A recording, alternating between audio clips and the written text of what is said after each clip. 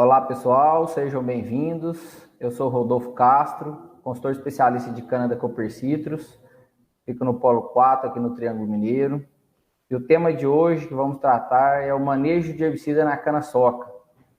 A gente sabe que com o longo período de colheita da cana, manejar a planta daninha não é uma tarefa fácil. Por isso, a gente precisa compreender todos os processos, é de suma importância, para a gente garantir o controle eficiente e minimizar perdas por matocompetição.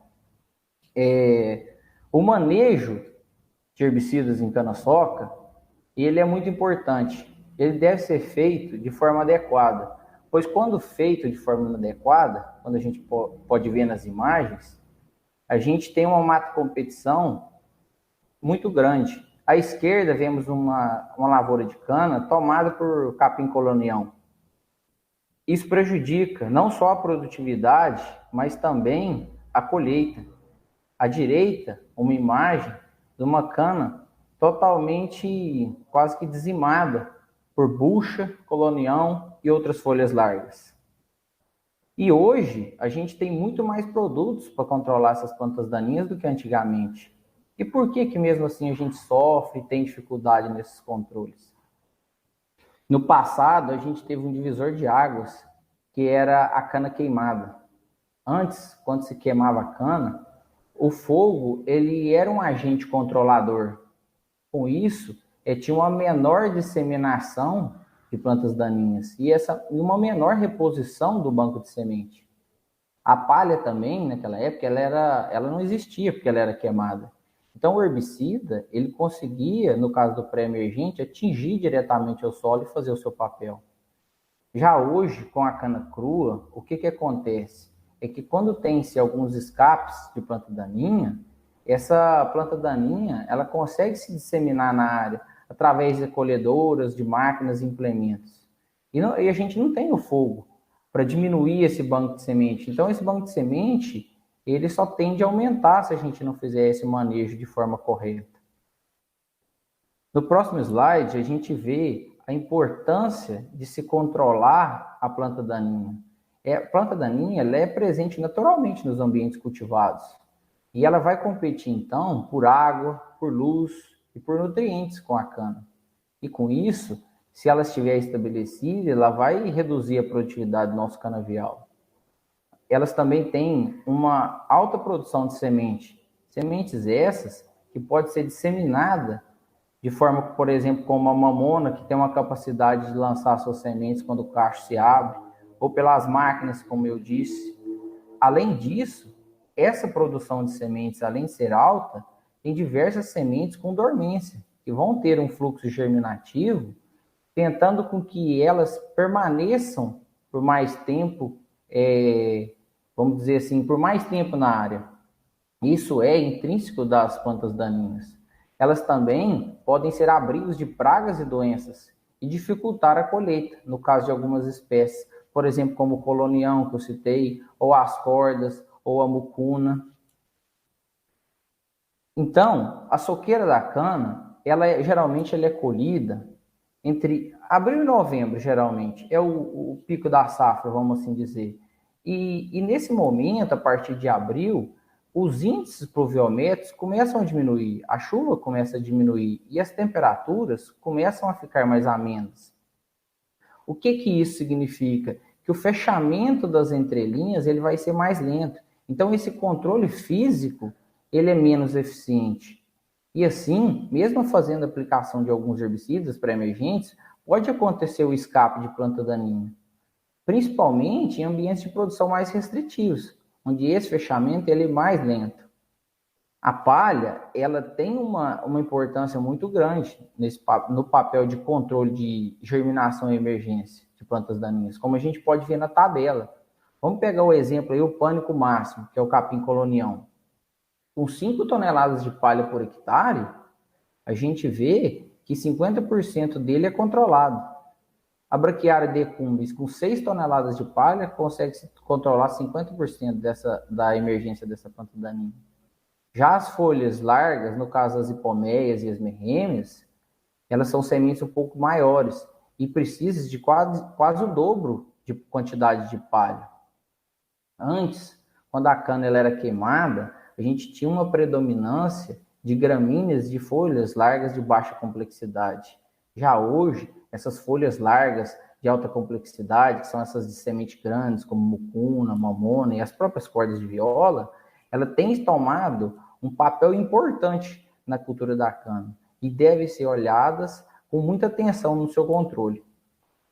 Falando então de mato competição, temos nesse gráfico, na curva azul, o crescimento de uma cana, vamos dizer que sem a presença de plantas daninhas. Ou seja, ela tem um crescimento exponencial e consegue atingir boas produtividades. Já na curva vermelha, quando temos a mata competição, ao passar dos dias, a gente vê que a cana ela vai perdendo esse potencial produtivo e vai tendo perdas de produtividade. Sendo até os 150 dias, como a gente pode observar no gráfico, o período onde que ela mais sofre com a mata competição e onde ela mais tem perdas de produtividade. Mas a gente não quer controlar a planta daninha só até os 150 dias. É o período que ela mais interfere no canavial. A gente quer que controle durante todo o ciclo, que passe todo o ciclo sem a presença. Porque não adianta depois dos 150 dias começar também a sair plantas daninhas. Porque aí essa planta daninha ela pode gerar sementes e ser problema mais para frente, aumentando o banco de semente do canavial. Vamos falar um pouco agora da escolha do herbicida. A escolha do herbicida é um processo complexo. Ele depende de vários fatores, como a gente pode citar a planta daninha. Qual espécie de planta daninha que tem? É folha estreita? É folha larga? Qual estágio que ela está? Pós-inicial, pós-tardio? Ou não, às vezes ela nem emergiu. Qual a infestação? Qual a distribuição na área? O produto também, para algumas características que são interessantes ser observadas, como a solubilidade, se ela é volátil ou não, o modo de ação, a formulação, as doses a serem utilizadas. O clima também interfere na escolha do herbicida, o tipo de solo, se o solo é mais arenoso ou mais argiloso, o estágio do canavial, ou seja, a cana já brotou ou ela ainda não brotou. Então, pessoal, a gente diz que logo após o corte da cana é o momento ideal para a gente entrar com a aplicação do herbicida pré-emergente. Uma vez que nesse momento o seu sistema radicular ele ainda é constituído por raízes que se desenvolveram no ciclo anterior. Então, elas não estão ligadas diretamente aos comos que serão formados. No próximo slide, a gente vê a dinâmica dos herbicidas. Como que funciona o herbicida a partir do momento que ele é aplicado?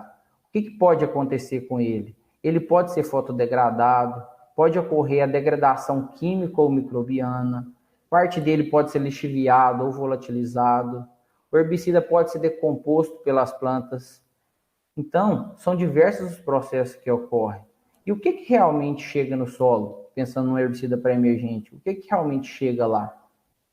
A gente não sabe, mas a gente espera que essa quantidade que chegue lá seja suficiente para controlar a emergência das plantas daninhas até o fechamento da cultura. O manejo das plantas daninhas tem dois tipos de herbicida para utilização. São os herbicidas pré-emergentes, que são aqueles herbicidas que a gente quer que entregue um residual, ou seja, controle a emergência de plantas daninhas até o fechamento da cultura, e os herbicidas pós-emergentes, que são aqueles com o intuito de controlar as plantas daninhas que já nasceram, que já emergiram. Nesse contexto, a gente diz que a recomendação do pré-emergente ela é mais complexa, porque a gente espera escolher um produto que realmente dure todo esse tempo no solo, controlando a planta daninha, de preferência até o fechamento. Então, entrando aí no pré-emergente, vamos falar um pouquinho dele. O que é o intuito? Qual é o alvo usando o pré-emergente? É atingir o solo. Por quê? Porque ali tem o banco de semente está ali, o banco de sementes germináveis das plantas daninhas. E o intuito do pré-emergente é exatamente isso, controlar essa planta daninha. E um fator importante que a gente deve atentar é que o herbicida, quando a gente aplica, ele cai direto sobre a palha. E o que acontece no campo algumas vezes é que abaixo da palha tem umidade. E essa umidade, às vezes, ela é suficiente para a planta daninha emergir. E acontece algumas vezes alguns escapes. Por quê? O herbicida não está no solo ainda, ele está na palha. Isso é um ponto de atenção. No caso, então, do próximo, os herbicidas pós-emergentes, qual que é o alvo dele? O alvo já é a planta daninha em pós-emergência. Desde que tenha alguma planta daninha em pós, a gente tem que ver qual estágio que essa planta daninha está. Ela está em pós-inicial, pós-tardia? Qual é a quantidade de planta daninha na área? Para quê? Para a gente poder ajustar a dose desse produto e até o volume de cauda. Vamos ver então agora as principais épocas de aplicação. Como que é dividido? Principalmente, a gente divide em 4 épocas de aplicação, que seria a soca seca, a soca semi-seca, a semi-úmida e a úmida. Vamos falar um pouquinho de cada uma, só para explicar o que seria. A soca semi-seca, essa no início da safra, é a aplicação do herbicida num solo úmido, mas com perspectiva de seca. A soca seca, ela é a aplicação naquele período seco, naquele período de menor pluviosidade. A soca semi-úmida é a aplicação no solo seco, mas com perspectiva de chuva. E a soca úmida é a aplicação no período úmido mesmo, no final de safra. Mas tirando esse final de safra, a maior parte das aplicações ela vai ocorrer nesse período de seca e semi-seca, cujas principais características então dos herbicidas é ele não ser fotodegradado, ele não ser volátil, ele ter uma rápida absorção do herbicida logo com a umidade, ele ter uma baixa retenção na argila ou na matéria orgânica, ter um longo residual e um amplo espectro de controle. Mas vamos detalhar um pouco mais cada uma dessas épocas, porque aqui a gente consegue falar a característica que a gente espera de cada herbicida em determinada época.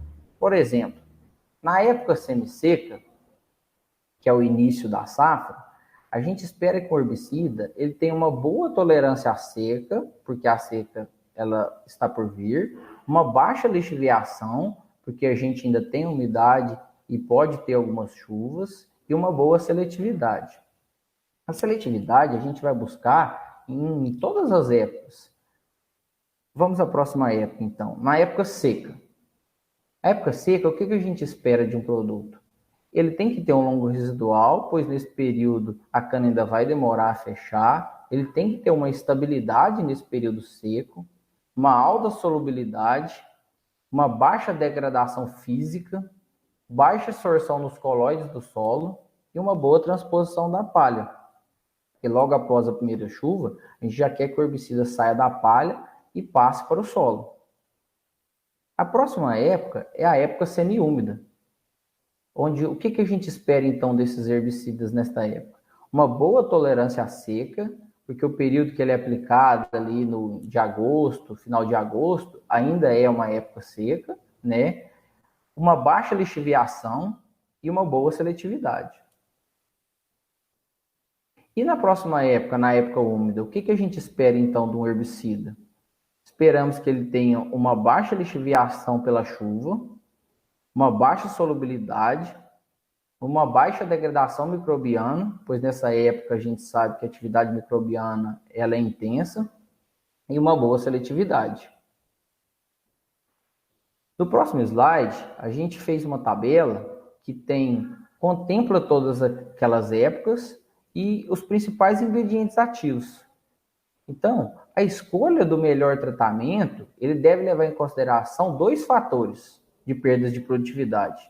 Seja pelo risco que a gente tem de fitointoxicação de alguns herbicidas, que alguns herbicidas podem causar, ou o risco de um controle ineficiente, e vai gerar mato-competição e a gente vai ter que entrar com a aplicação sequencial do pós-emergente.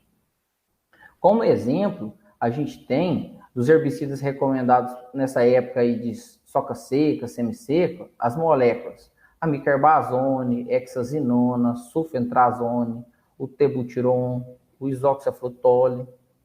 Já os herbicidas com maior retenção no solo e baixa solubilidade, eles são recomendados para as épocas úmidas, como temos os exemplos, o clomazone, o sulfentrazone, o diclosulam, o S-metalaclor. No entanto, a gente sabe que algumas formulações, elas podem ser melhoradas. Então, o herbicida que às vezes não tinha uma característica para usar em uma determinada época, ele passa a ter devido à sua formulação, como é o caso, por exemplo, do clomazone 360. Aqui, gente, o importante é que a gente nunca esqueça. A gente nunca deve deixar de fazer herbicida. A gente sempre deve fazer um herbicida com bom controle de planta daninha. Por quê? Não adianta nada a gente adubar o nosso canavial se tiver mato para comer o adubo. Entrando então em seletividade, vamos falar um pouco de seletividade, que é um dos fatores que a gente deve observar na escolha do herbicida, seja ele num pré ou num pós-emergente. E essa seletividade ela deve ser avaliada observando não somente os sintomas visuais de intoxicação, mas a gente sabe que alguns produtos reduzem a produtividade da cultura sem manifestar um sintoma visual, que é chamado de fitooculta. E outros que provocam injúrias marcantes, como no caso dos inibidores de protóxi, por exemplo, que podem prejudicar muito menos o potencial produtivo. Portanto, essa avaliação de seletividade, ela deve levar em consideração as perdas de produtividade, aos danos que o herbicida pode causar na cana através das perdas de produtividade. E quais são os fatores, então, que interferem nessa seletividade? Alterações como dose de herbicida, por exemplo, o tipo de solo, se ele é arenoso ou argiloso, a gente sabe que a dose de um pré-emergente tende a ser maior no solo argiloso, teor de matéria orgânica do solo, a presença ou a ausência de umidade, variedades, algumas variedades são mais sensíveis, dependendo do estágio fenológico que ela esteja, a modalidade de aplicação que estamos utilizando, o uso de adjuvante junto às caudas de aplicação, por exemplo, o uso de óleo mineral pode agravar a intoxicação por inibidores de protóxi. Ainda falando de seletividade, a gente vê que algumas variedades ela tem respostas diferentes entre elas quanto a essa seletividade. Por quê? Porque o metabolismo ou a morfologia consegue metabolizar melhor esses produtos em algumas variedades que outras não conseguem. Outro ponto importante com relação à aplicação em área total é o estágio que esse canavial vai estar. Alguns produtos são totalmente seletivos, independente do tamanho da cana, desde que recomendados, desde que utilizados na dose correta. Como é o caso, por exemplo, do metribuzin, do mesotrione, da atrazina, do S-metalaclor, do 2,4-D. E alguns herbicidas, a gente sabe que deve ser utilizado logo após o corte da cana, senão ela vai sofrer uma fitointoxicação. No próximo slide, vamos entrar no efeito residual dos herbicidas. A gente mencionou antes que eles estavam ligados diretamente com aquela dinâmica dele no solo. Os herbicidas residuais, então, eles são aqueles que têm um maior período de atividade no solo. Entretanto, esses herbicidas eles podem apresentar um efeito residual negativo, com impacto negativo, chamado de carry-over. O potencial carry-over vai depender do herbicida utilizado, da cultura que vai vir em sucessão e das condições ambientais que ele foi aplicado. Por isso, gente, o planejamento da cultura em sucessão é muito importante. Seja soja ou seja amendoim, aonde se faz a sucessão, a gente deve tomar muito cuidado com os herbicidas utilizados nos anos anteriores no nosso canavial. Temos na imagem, por exemplo, uma soja que foi afetada pelo residual do herbicida na cana anterior. E com isso a gente compromete a produtividade dessa cultura. No próximo slide, eu gostaria de destacar algumas espécies de difícil controle, como o colonião, como o maçambará, como o capim-camalote, como as cordas de viola de modo geral, a mamona, a mucuna. Aqui eu destaco elas porque cada vez mais devemos ficar atentos ao controle dessas infestantes. tanto com o uso de pré-emergentes e, se houver escape, realizar a aplicação do pós-emergente ou a catação. Essas espécies não podem se disseminar no nosso canavial, elas causam prejuízo à cultura de forma grave. Algumas espécies de difícil controle,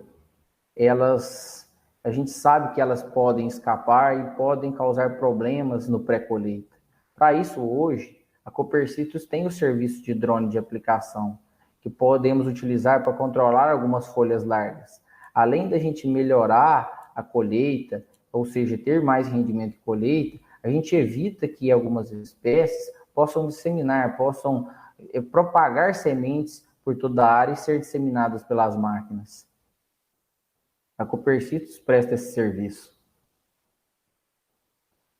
Concluindo, então, o melhor controle de planta daninha, ele se dá através do uso de herbicida de pré-emergente.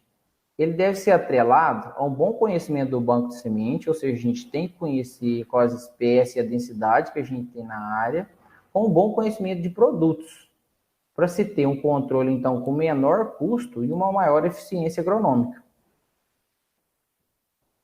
Pessoal, era isso. A Copercitrus agradece e muito obrigado, estou à disposição.